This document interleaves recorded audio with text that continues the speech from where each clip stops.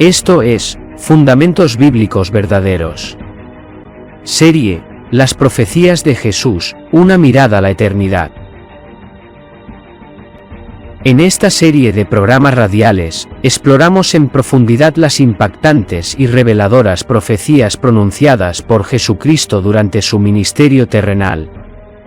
Cada episodio nos adentra en las palabras del Maestro, desglosando sus enseñanzas sobre el futuro de la humanidad, el reino de los cielos y el cumplimiento de los planes divinos. A través de un enfoque didáctico y reflexivo, los programas abordan temas como el fin de los tiempos, el retorno de Cristo, las señales de los últimos días y las promesas de esperanza para los creyentes. Esta serie no solo invita a la reflexión sobre los misterios de la profecía, sino que también nos inspira a vivir con fe y propósito, recordándonos que las palabras de Jesús son una guía luminosa en medio de la incertidumbre de nuestro mundo actual. Acompáñanos en este viaje de descubrimiento espiritual y déjate transformar por el poder de las Escrituras.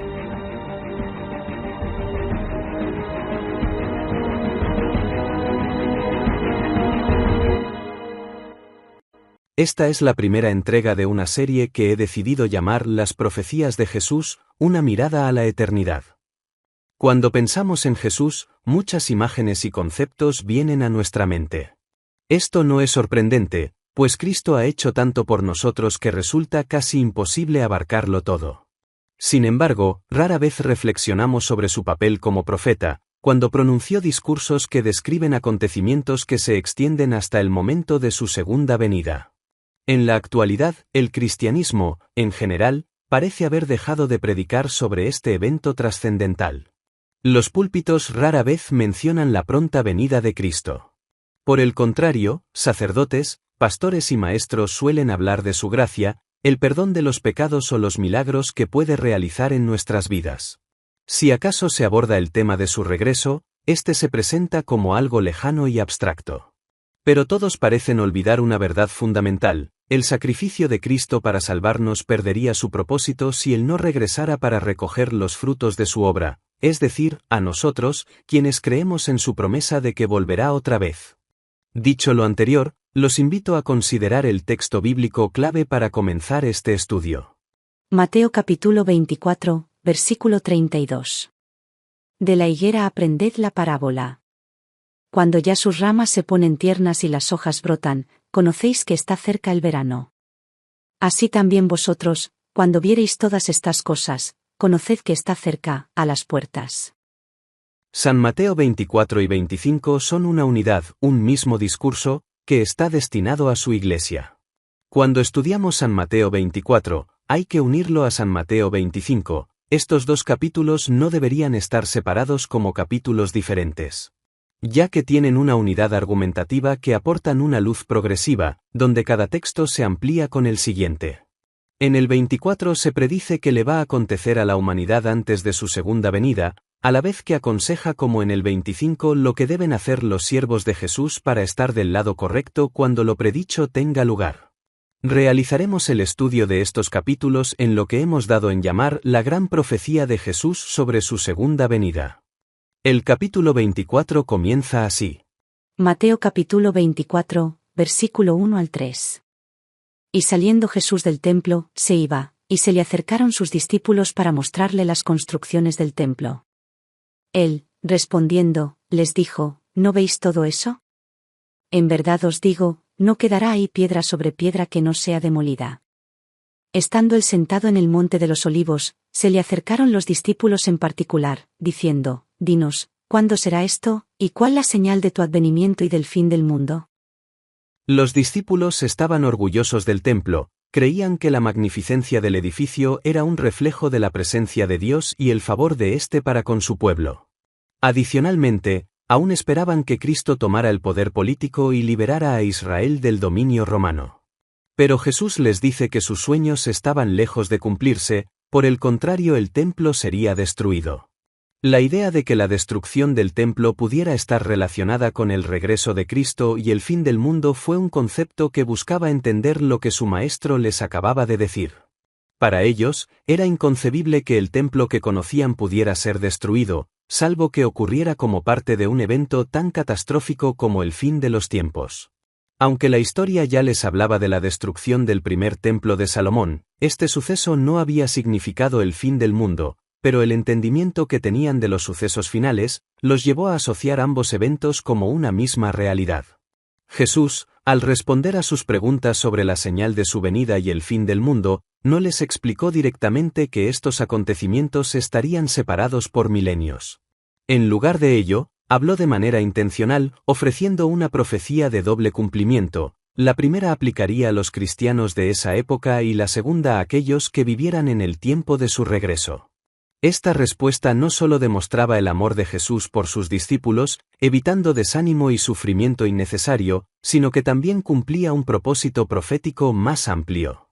Así, Jesús dejó una enseñanza que trascendía generaciones, conectando el pasado con el futuro y mostrando que los planes divinos operan en un tiempo mucho más amplio que el ser humano puede comprender. Elena White escribió: Jesús no consideró por separado la destrucción de Jerusalén y el gran día de su venida. Mezcló la descripción de estos dos acontecimientos. Si hubiese revelado a sus discípulos los acontecimientos futuros como los contemplaba él, no habrían podido soportar la visión.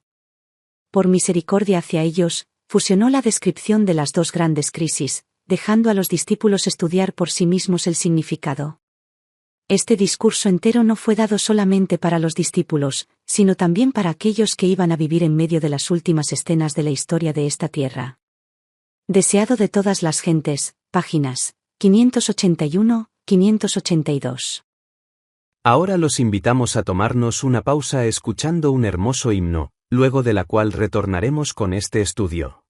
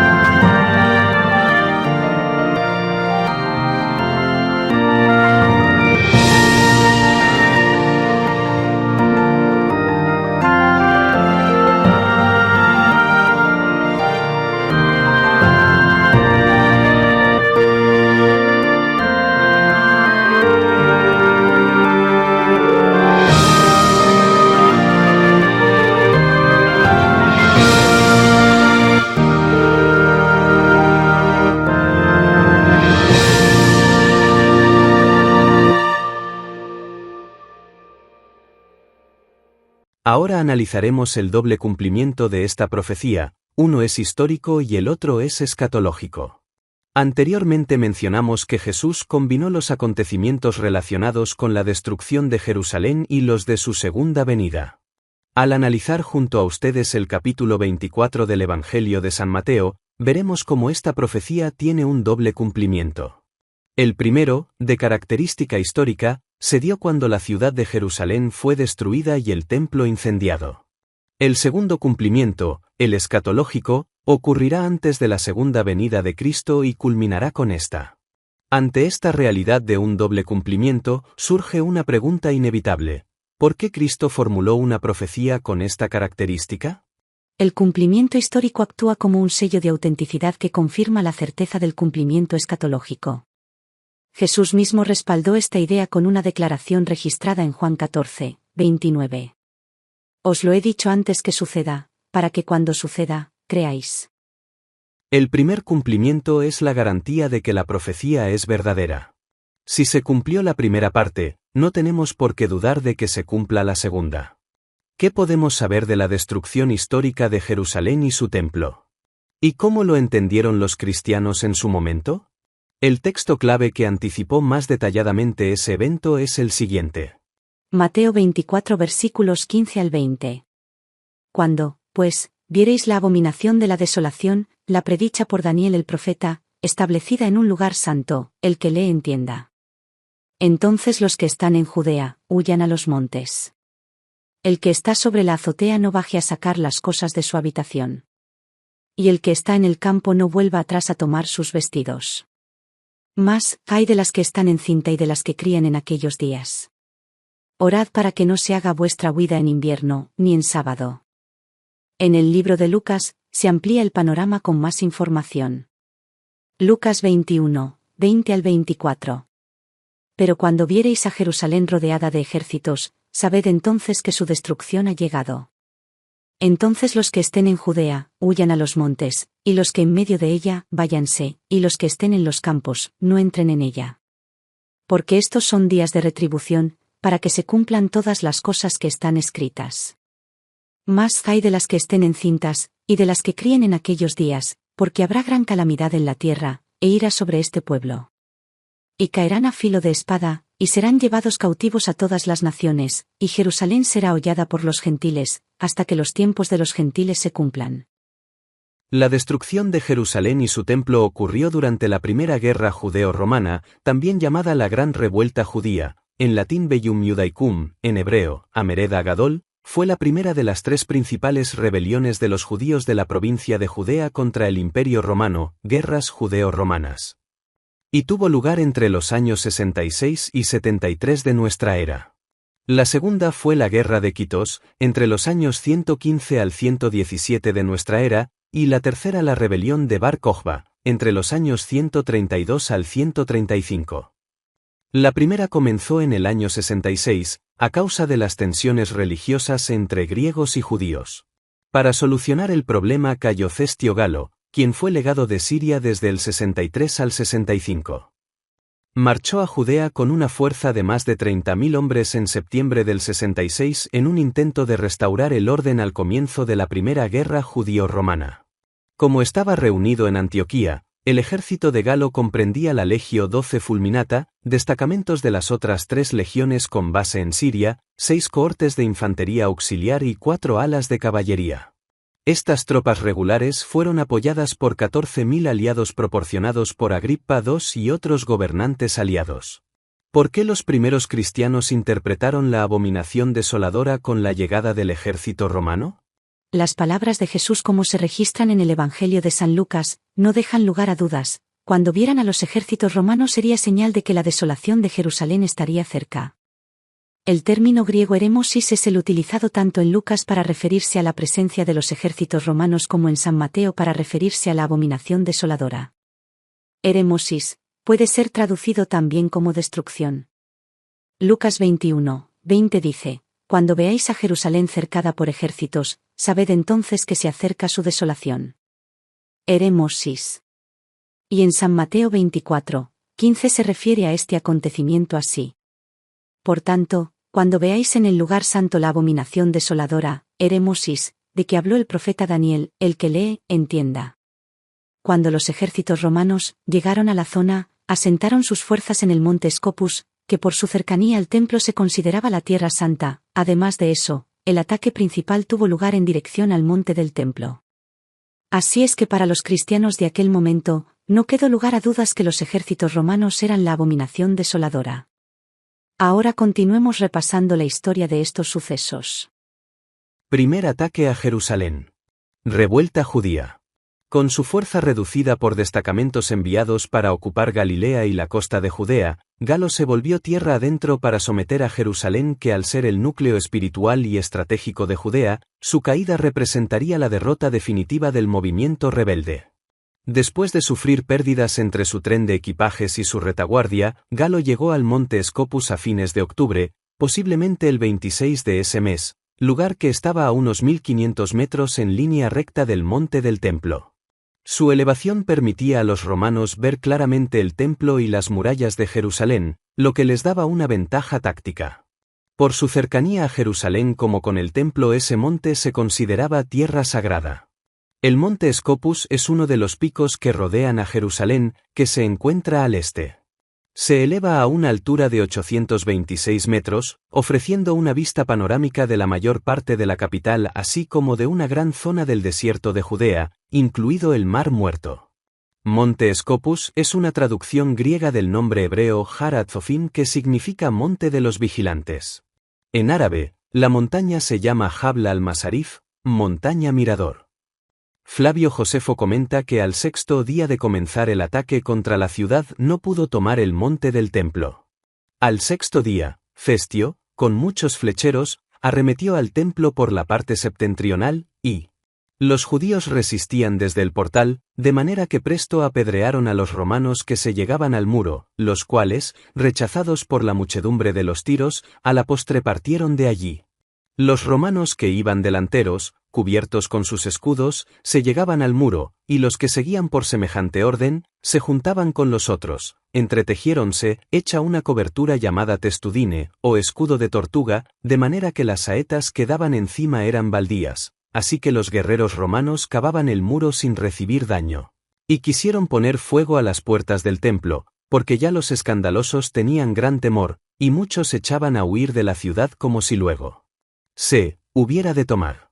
De esto se alegraba más el pueblo, porque cuanto más partían de ella los muy malos, tanto mayor licencia tenían los del pueblo para abrir las puertas y recibir a Festio como a varón de quien habían recibido beneficio, y de hecho, si poco más quisiera perseverar en el cerco, tomara luego la ciudad, mas yo creo que Dios, que no favorece a los malos, y las cosas santas suyas estorbaron aquel día que la guerra feneciese. Así, pues, Festio, sin saber los ánimos del pueblo, ni la desesperación de los cercados, hizo retraer su gente, y sin alguna esperanza, muy desacordada e injustamente, sin algún consejo partió. Su huida, no esperada, dio aliento a la confianza de los ladrones, tanto que salieron a perseguir la retaguardia de los romanos, de ellos mataron algunos, así de los de a caballo como de los de a pie. Página 174, Las guerras de los judíos, Flavio Josefo. Después de un asedio de 9 días, Galo decidió replegarse a la costa. Su decisión parece haberse basado en la pérdida de equipo de asedio por emboscadas y la amenaza de cortar sus líneas de suministro cuando comenzaron las lluvias de octubre. Sin importar lo que le hizo tomar esa resolución, el hecho es que los cristianos que estaban en Jerusalén rápidamente interpretaron esa presencia romana en cercanías del templo como la abominación desoladora. Así es que cuando Galo se retiró, y tras él salieron las fuerzas armadas de la ciudad, los cristianos huyeron apresuradamente, de tal forma, que cuando volvió a ser asediada la ciudad, entiendo, ya no quedaban en ella seguidores de Cristo. El segundo ataque a Jerusalén fue bajo el gobierno de Vespasiano, quien asumió como emperador en las primeras semanas del año 70 después de Cristo. Las legiones romanas lograron consolidar su dominio en el Próximo Oriente. Vespasiano, que había llegado a la región con un objetivo claro, dejó en manos de su primogénito, Tito, la tarea de triunfar donde Festio Galo había fracasado. Antes de su muerte, tras una conspiración contra su régimen tiránico, Nerón había nombrado a Vespasiano gobernador de Judea con una misión precisa: sofocar la rebelión de los judíos contra Roma.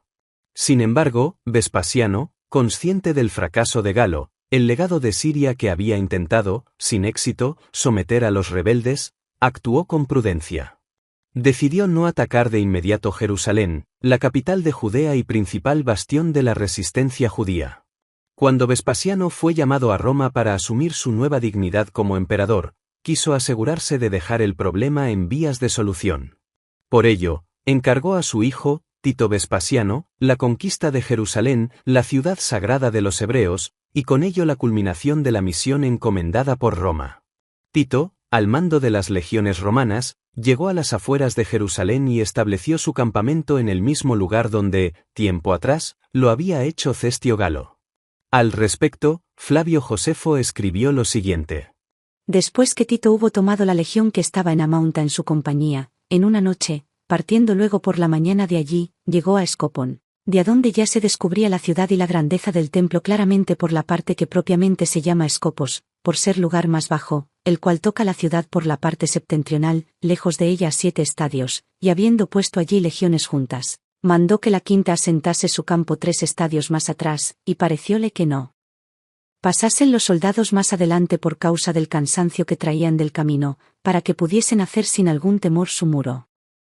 El 14 de abril del año 70 después de Cristo comenzó el asedio a Jerusalén, marcado por la construcción, en solo 3 días, de un muro que rodeaba completamente la ciudad.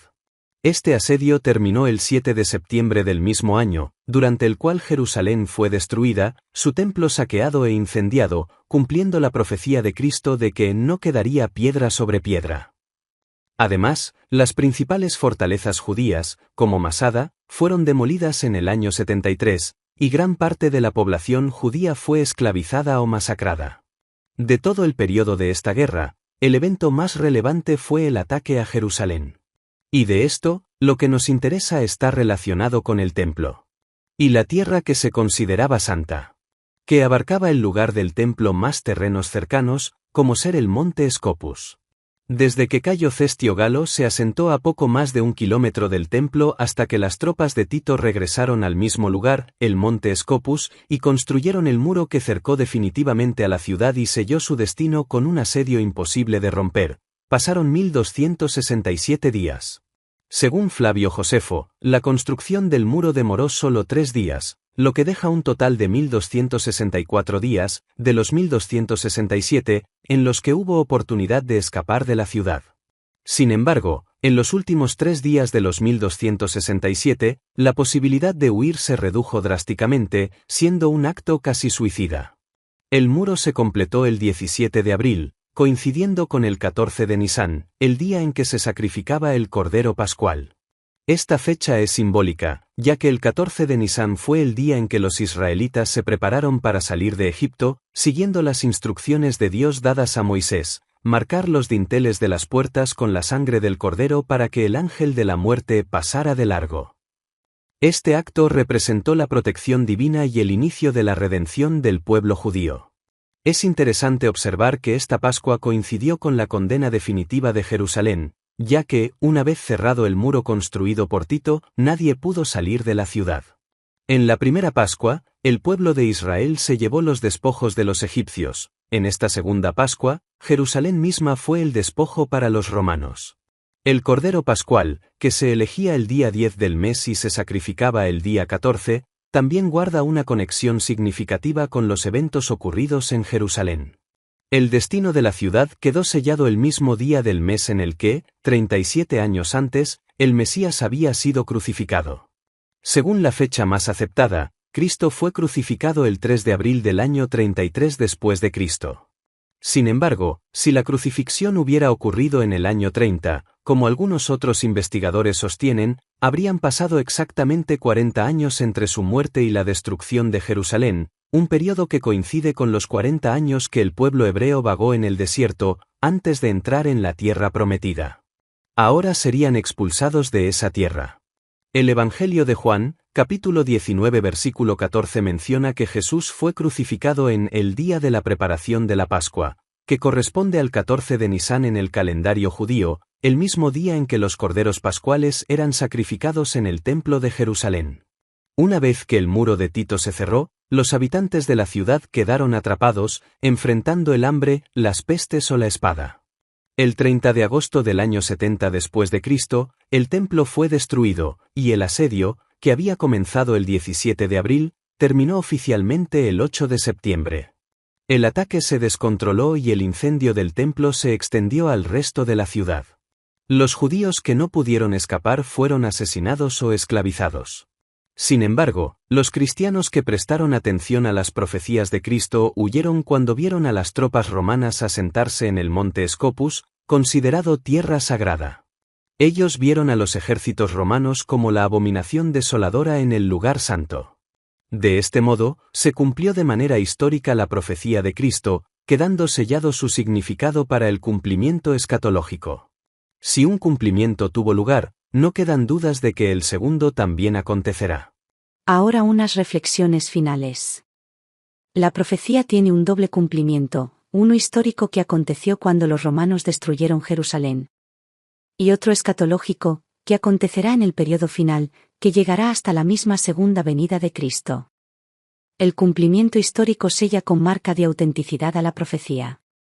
Un aspecto central de esta profecía era la abominación desoladora en el lugar santo, la señal inequívoca para que los cristianos huyeran de inmediato. Esta huida apresurada, sin detenerse, volver y ni mirar atrás, evoca la historia de Lot, su esposa y sus 2 hijas, quienes escaparon de Sodoma para salvarse de la destrucción inminente. La instrucción para ellos era clara: alejarse rápidamente y no mirar atrás.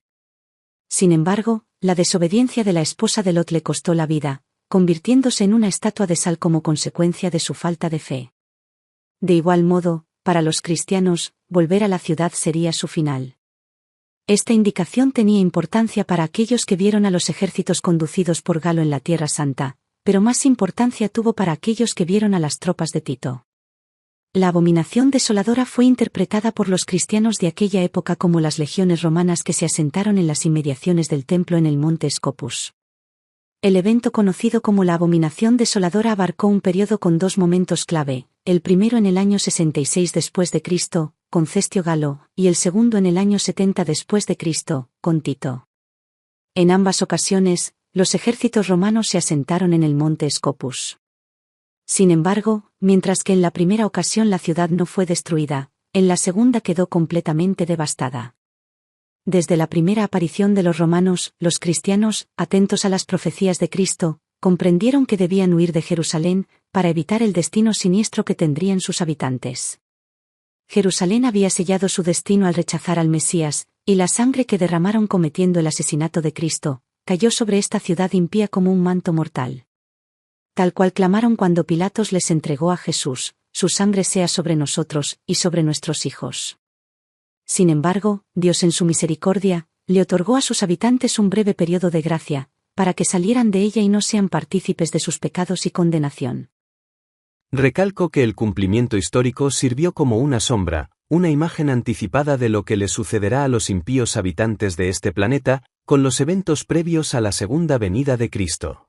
En sus escritos, Elena de White compara la destrucción de Jerusalén con la destrucción final que caerá sobre el mundo. En El deseado de todas las gentes, ella escribe: en la destrucción de la ciudad impenitente, vio un símbolo de la destrucción final que caerá sobre el mundo. Además, en El conflicto de los siglos, se menciona que la profecía del Salvador referente al juicio que iba a caer sobre Jerusalén va a tener otro cumplimiento, y la terrible desolación del primero no fue más que un pálido reflejo de lo que será el segundo.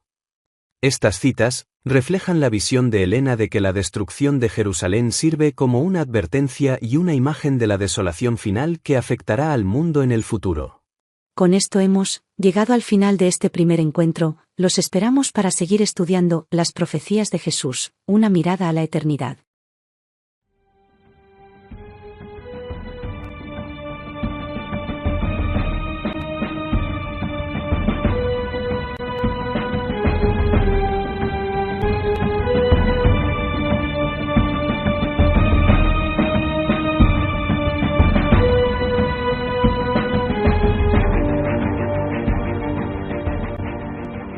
Esto fue Las profecías de Jesús, una mirada a la eternidad. Gracias por acompañarnos en este recorrido a través de las profecías de Jesucristo, un mensaje lleno de esperanza y verdad que sigue iluminando nuestras vidas hoy. Esperamos que este tiempo haya sido enriquecedor y que las palabras del Señor hayan tocado tu corazón. Te invitamos a sintonizarnos en nuestra próxima entrega, donde continuaremos explorando las profundas enseñanzas de Jesús sobre el futuro y el cumplimiento de los planes divinos. No te lo pierdas, juntos seguiremos descubriendo el propósito eterno que Dios tiene para nosotros. Hasta entonces, que la paz y la bendición del Señor te acompañen siempre. Nos encontramos pronto.